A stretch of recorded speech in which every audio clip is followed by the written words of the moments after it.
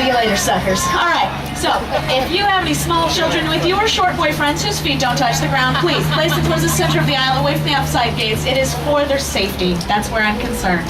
Now, guys, if you want, we also have an automated defibrillator used by trained guests and staff, and you're seeing today's tour as never before in high definition. That's HD. That's why this is so pretty. Now take a look at your screens for the rest of our safety rules.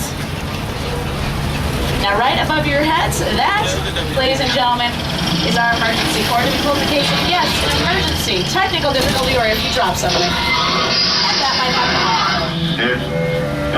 Please remain seated. I'll let you know when it's safe to stand, everybody. Good. I'm sorry, big fella. There's no smoking on board the tram or anywhere else in Southern California.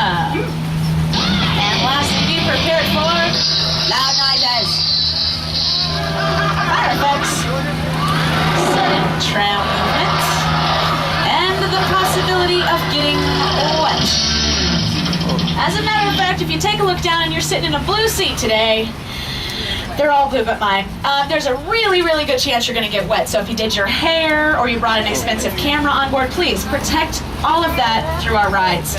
Now, we have officially left behind the theme park and we are heading into a real working studio. Now, since we've got one of those big names that comes to work here every day, she's our current host on The View, the star of The Color Purple and Jumping Jack Flash. Miss Whoopi Goldberg is going to tell you the history a little bit about Universal. Hey, everybody, welcome to the Universal Studio Tour. How will I look? Okay, fine. You're saying through Hollywood? Maybe. But if other studios can have a line or a mouse or something, what is wrong with an Oscar-winning woman? Besides, I know all about this place. I shot my first movie with Steven Spielberg on the Universal backlot, the biggest and busiest fantasy factory in the world. So let's go. Universal got its start in 1912 when visionary Carl Laemmle brought his movie company west and opened Universal Pictures. On March 15, 1915, Mr. Laemmle invited the public, that's you guys, to visit his studio, and the Universal Studio Tour was born. You see, Mr. Laemmle believed that movies should make people laugh, or cry, or sit on the edge of their seats. And for the last century, Universal has been doing just that.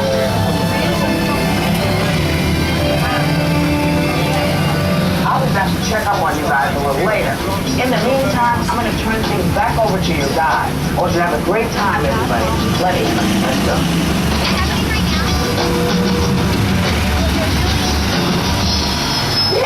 All right, thank you, Whoopi. We also have our very own driver. That's Humberto, everybody. Let's give it up for him. He's our driver. Yeah, that's right. Now, on your left-hand side, we have descended into our front lot. That is the largest of our sound stages, sound stage number 12. Now, inside there, we have also built some of the largest sets in film history. Here's just a few of them on your screens. Now, along with Frankenstein's Lab and Dracula's Castle, we also shot Tropic Thunder, Couples Retreat, Alvin and the Chipmunks, The Squeakquel. And we also have shot episodes of Parenthood, we shot Little Fockers, and an upcoming release, Sorcerer's Apprentice, over here in our front lot as well.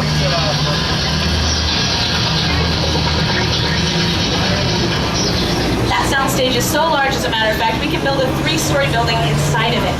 But now you're going to see 4 of our busiest sound stages coming up on your left. Sound stages 22, 23, 24, and 25 on your left are all home to the hit show CSI Crime Scene Investigation, starring Mark Helfberger and Lawrence Fishburne. Most of these sound stages that are passing by are what we call closed sets. However, the next time you come out to Universal, be sure to check out our VIP experience, where you can have the opportunity to walk on and explore actual sets used for filming. Now, you've seen the biggest, you've seen the busiest. Now coming up on your right-hand side is going to be one of the oldest and perhaps one of the most haunted of our sound stages. Soundstage 28 was originally created to house the Paris Opera House scene from The Phantom of the Opera. Now you can see that set on your screens, but that set still stands inside there because we are a little nervous that that stage is haunted. It's also why we don't have a Soundstage 13 anywhere on our lot. Now that's just a few of our big screen successes, but we've had a lot of small screen ones as well. Some amazing television shows have shot here in the past, like these on your screens now. And over the last 70 years, we've also grown. We are no longer just NBC and Universal. We are also the the Sci-Fi Channel, USA Bravo, Telemundo, Universal HD, CNBC, the Oxygen Channel, Universal Sports, and of course Universal Parks and Resorts around the world. There might be more, but it just takes so long to say. One of your favorite television shows might be on screen. There's one of mine, Quantum Leap.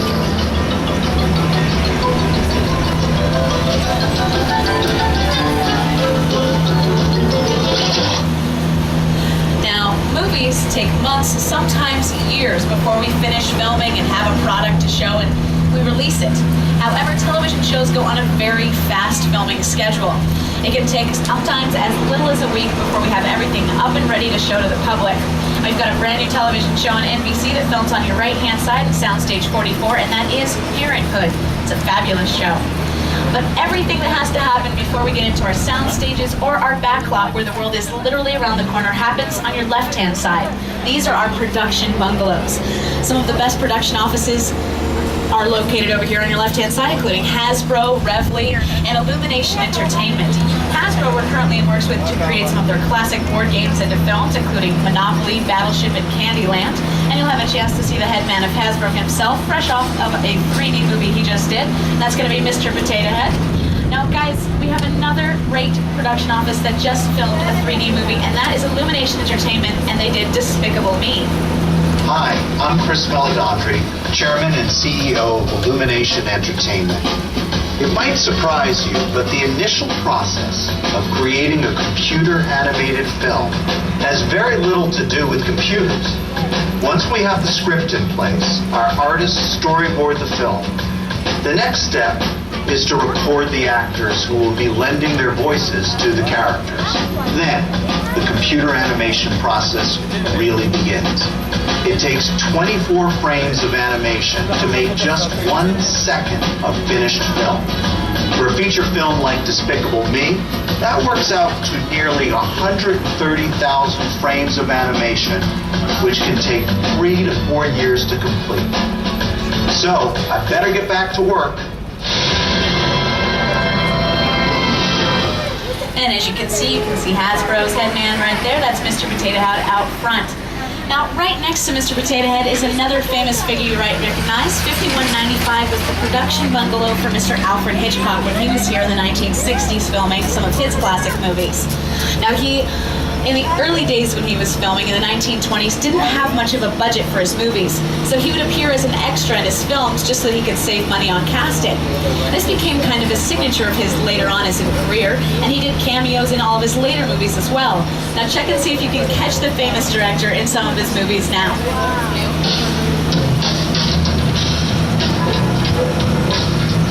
Good evening. My name is Alfred Hitchcock.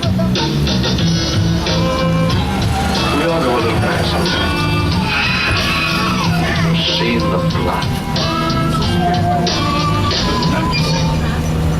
Now, Alfred Hitchcock was a huge part of film history, and right now we're pulling onto a new part of our Universal history. These are our brand new rebuilt Metropolitan sets. And for those of you in the know, about 2 years ago, we did have a small fire in this section, and we lost about 4 acres of these amazing sets. But we've been working very hard for the last 2 years to rebuild them, and they are bigger and better than before. You can see on your screens just how far we've come.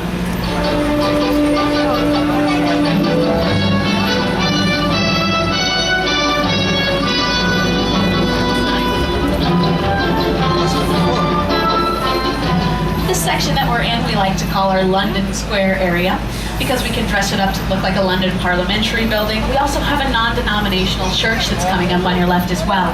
Now, we decided to make it non-denominational so that we could use it in as many different films as possible and dress it up to look like as many different areas as possible.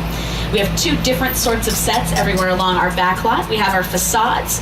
Now, facade is a French word meaning false front, and that's all that it is. It's just the front and the side of the building, as you can see on your screens, a few examples of a facade. The back is basically just wood, but our practical sets, which most of what you're seeing here in our Metropolitan sets are, we can film both the interior and the exterior. Now, these are bigger and better than before because they stand at 50 feet tall. When we had our fire, they only stood at 25. And you can see all the detail that some of the best art directors in Hollywood have put into this section. Now, we have used these for some amazing films in the past. These have been the streets of Chicago for Blues Brothers and The Sting. It's also been New York for several different things, including Spider-Man 2. It has been used for Transformers, though, and Changeling, starring Angelina Jolie. You can see on your screens just a few examples of some of the other great films that have shot here in the past.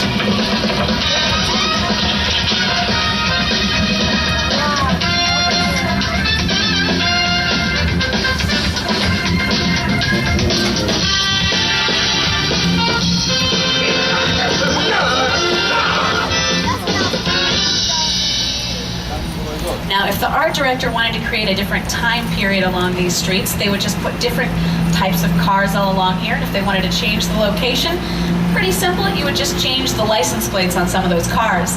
And we've got our very own Macy's on your left-hand side. We can dress that up to look like it's Christmas. We can make it look like the 1950s by putting that style of clothing in the windows, just like they do for the real Macy's. We can also make it look like Thanksgiving. Anything that we need to, we just dress it up that way. And when they were rebuilding these sets, they wanted to add in little details. We've also added in some alleyways all along the street so that it has a more authentic feel to it. And we also put in, you can see we've got some manholes all along the street. These are functioning manholes because we have fog machines built into the bottom of them to billow up smoke whenever we're doing filming. And we have our very own theater district, which you'll see as we pull up here. We've got two different theaters on your right and left-hand side, a little further down. That's for two very good reasons. They're from different time periods, so that we can use both sides of the street whenever we're filming. And we have that huge backdrop that we drove past a moment ago.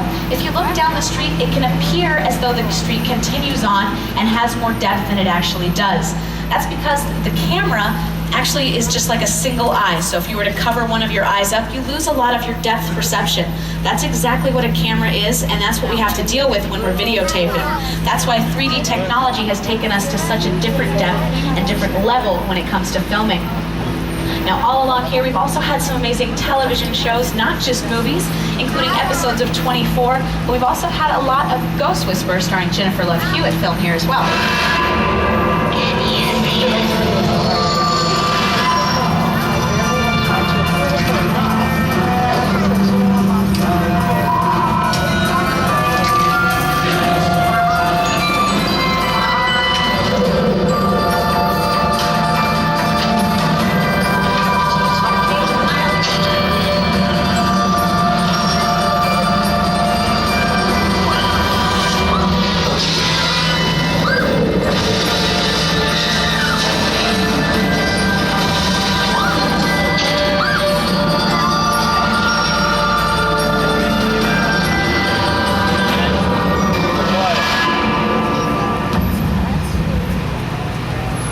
Now, to create those different locations, as I mentioned, we had some of the best art directors in Hollywood recreate these amazing sets. And when we did, we decided we had to put back in this set that you'll see on your right-hand side with the green along here, because this was used as the streets of San Francisco for Dirty Harry, where he had that famous scene where he came out and said, "Did I use 5 shots or 6?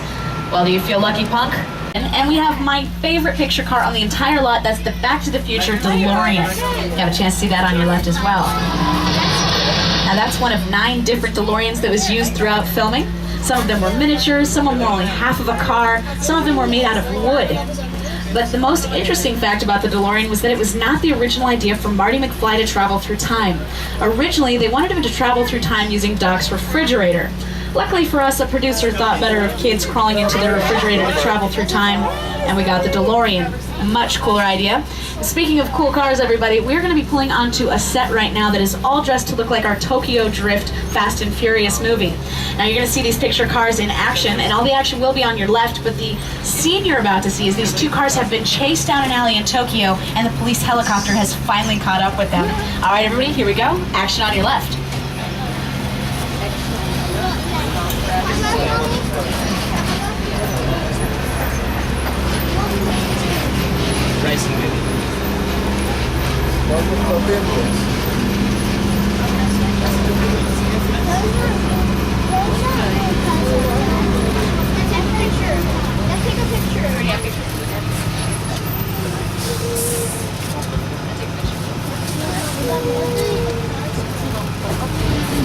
We're on the set.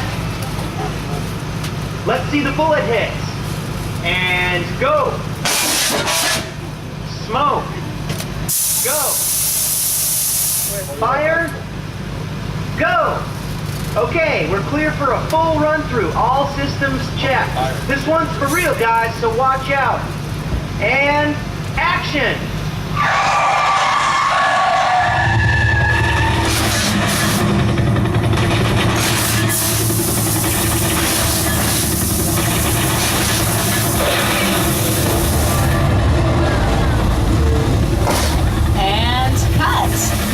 Boys, that was fabulous. Say hello to Karma and Carnage, everybody. Boys, take a bow. You deserve it. You have any other moves you want to show these folks?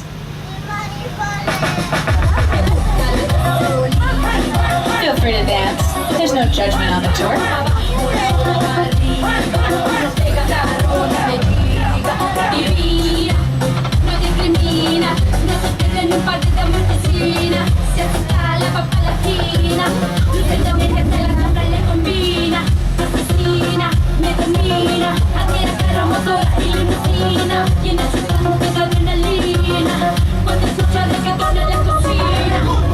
Alright, let's wave goodbye to Karma and Carnage, everybody. They're a fabulous example of computer-controlled robotics. They can work all day long, take very precise direction, and never once question their motivation. Best actors in Hollywood.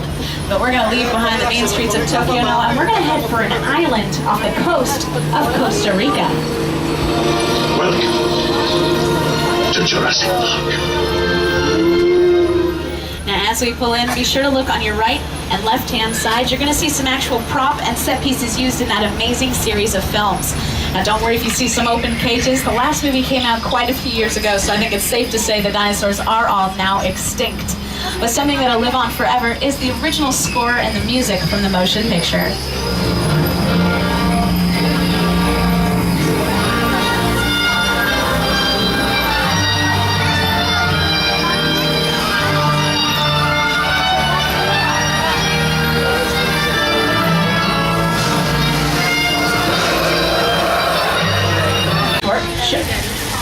A shot right here. On your left-hand side, it is indeed raining. However, on your right-hand side, it is still sunny and dry. So I'd say it's a 50-50 chance of showers today. Al, take that. Now again, some amazing things have shot here. Episodes of Heroes. We've got a new film that just shot here called Hop, starring Russell Brand. And we've also shot Frankie Muniz's Big Fat Liar here as well. Do you hear rumbling? No, I'm sure it's fine. We also have had, there's definitely a, your seat's double as a flotation device. Good luck, everybody.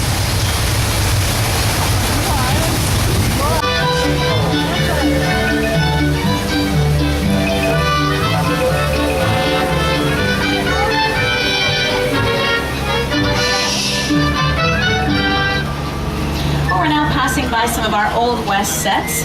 We're going to be passing by one of the oldest streets, as a matter of fact. It'll be coming up on your right, and that's Denver Street. Now, Denver Street, originally when we were filming here, we had silent films. So we could actually have people come out and pay and watch while we were filming.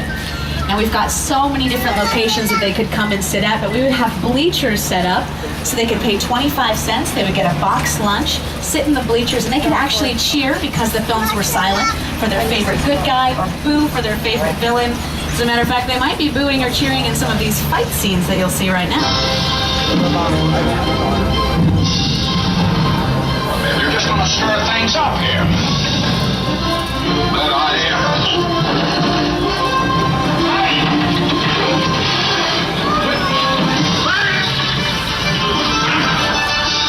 How dare you hit that man?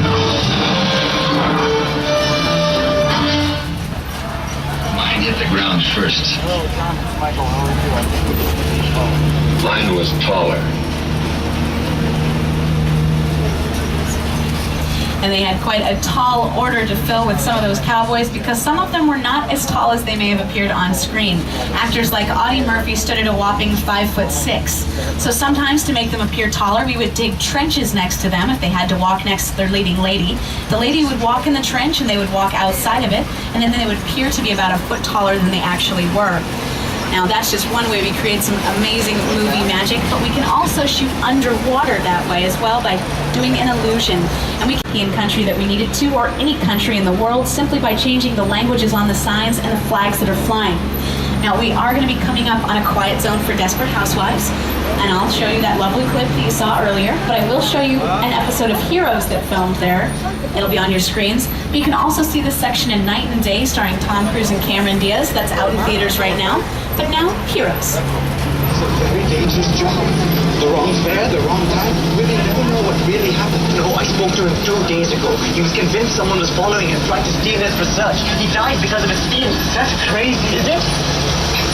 The man left his family, discredited his career to chase wild ladies halfway around the world.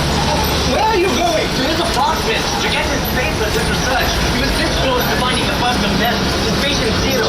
He trapped him to Queens, New York.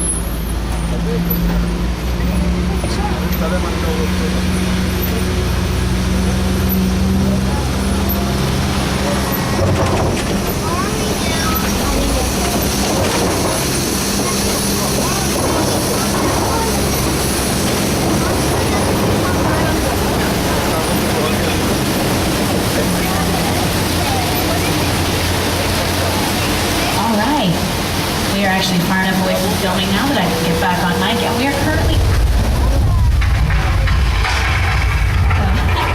Just a little California trip, everybody, nothing to worry about. We get them all the time.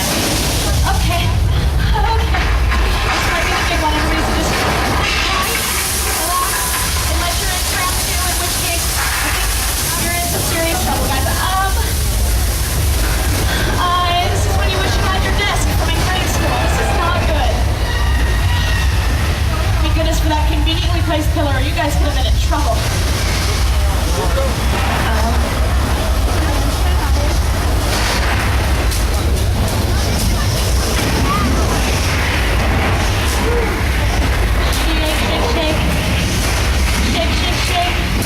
Shake your all the time. I'm sorry. Okay.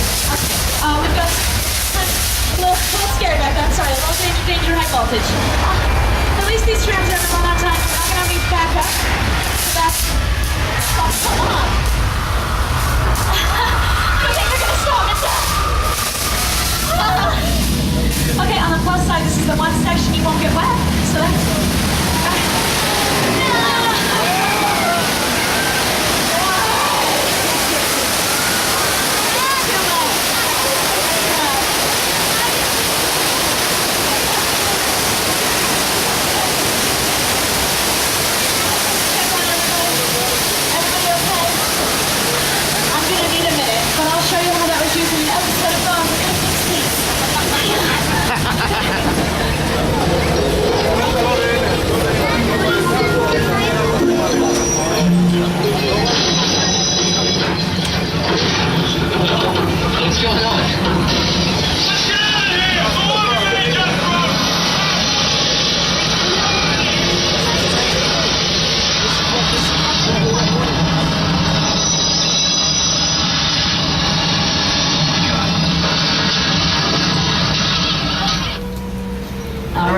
a modern day effect, but now we're going to take you back in time a little bit to the Old West, where you'll have a chance to see how we created some of those movie effects for our wonderful Westerns. And since she got her start on this very street, I'm going to let Whoopi Goldberg take it away on the history of 6 Points, Texas.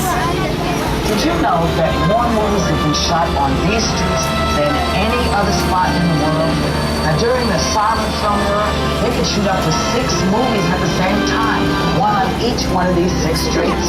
That's why it's called 6 Points, because each street had its own bank, its own sheriff's office, its own saloon, and its own hotel. Now, it turns out that this town ain't big enough for both of us.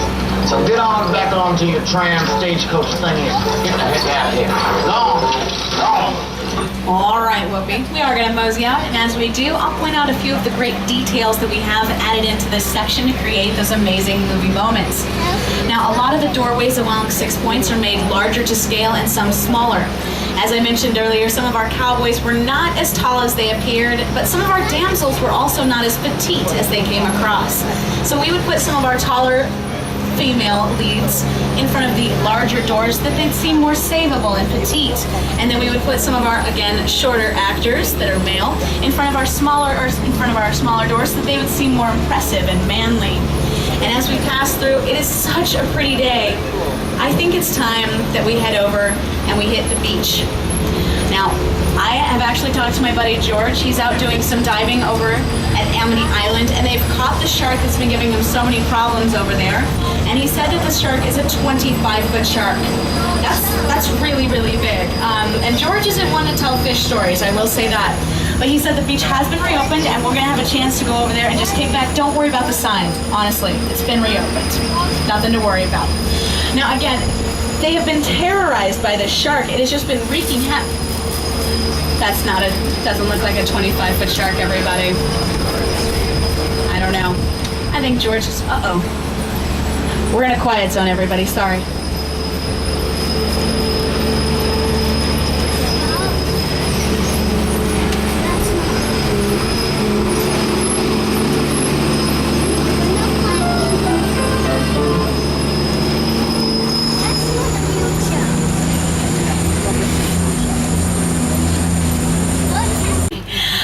Letters to open, Norman. We're good. We're gonna check out of the Bates Motel now, everybody. Norman, really, I'm good. Oh, thank goodness he walks slower. I could have been in some tram for. I'm really sorry. I can't. Whoa! Is everybody okay back there? Oh my gosh, what a psycho. Who does that? Really? We're going to leave Norman behind with his mom issues, and we are going to head for one of the most impressive sets on our lot. This is this crash site from War of the Worlds by Steve As You Like. So just hang tight. Now this had to be brought over in 4 separate pieces because they were so large. Now we cut it into those 4 separate pieces, and the first 3 pieces were fine. We brought them over on flatbed trucks. However, the tail piece was so large that we had to have it flown directly here by using a helicopter. Now you can see on screens just a small portion of the scene that was used for this amazing set.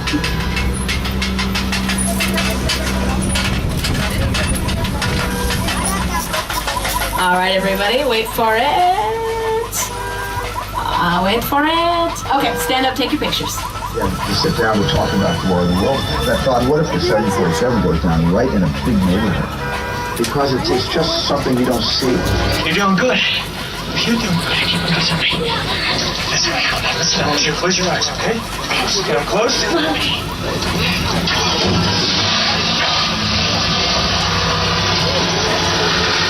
Robbie, get in. Get in.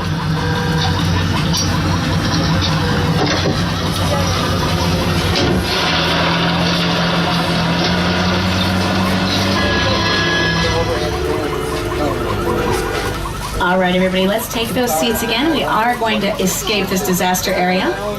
Now, as a nod to the original radio broadcast, they actually did have the entire thing set in New Jersey, which is where the radio broadcast originally was set in the early 1920s when they did it.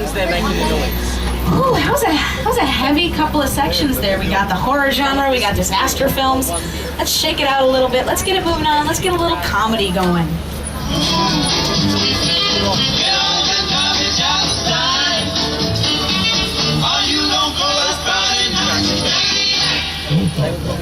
You are going to see that great cabin set on your right-hand side, and it was used for The Great Outdoors, starring the late, great John Candy. But it was also featured in Shooter, starring Mark Wahlberg. You can see it in episodes of Desperate Housewives, and it was Coach's house on television. But behind this amazing cabin set is one of my favorite parts of the back lot. Is that big blue thing out there, and that is the world's largest freestanding backdrop.